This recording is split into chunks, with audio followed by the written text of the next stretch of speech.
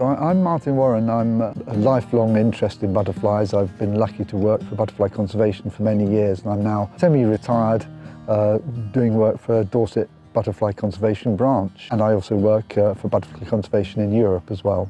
Duke of Burgundy is one of the UK's most rapidly declining butterflies. It's gone from probably nearly 90% of all locations where it used to be found, so it's a real rarity now. And in Dorset it's declined hugely from many colonies down to 6 small colonies we've got left now. So each one of those colonies is really precious and we need to do all we can to conserve them because they're on mainly quite small localities, small habitats, and they need quite a lot of careful management to make sure they survive.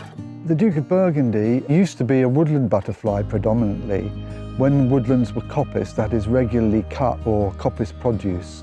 So there were always lots of little clearings within the coppice woodland. And that was common right through Dorset and right through southern England. That created a very good habitat for them in woodland, but that practice has ceased now, so there are no woodland or very few woodland colonies left. And the only ones that survive are on these downland sites, which are not too heavily grazed. So there's a sweet spot where the right level of grazing keeps the cowslips, but also keeps the right structure of vegetation for the Duke of Burgundy. Under the FiPL funded project that we've been doing for the last year, Dorset Butterfly Conservation Branch and its volunteers have been working with a company called UCAN to do practical management on a lot of the remaining site.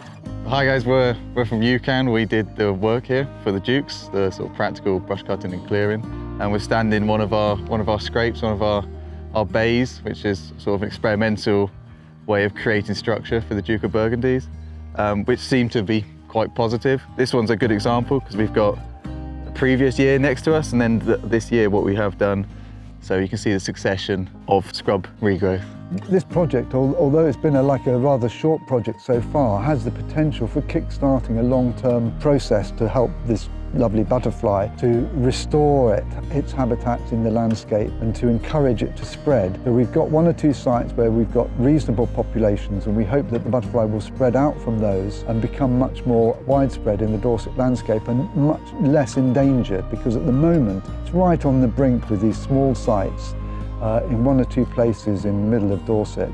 And we want it to be much more widespread, much more abundant, so that it can survive all the things that climate change will bring with droughts and wet weather, wet winters and so on. So we want it to be much more robust than it is now.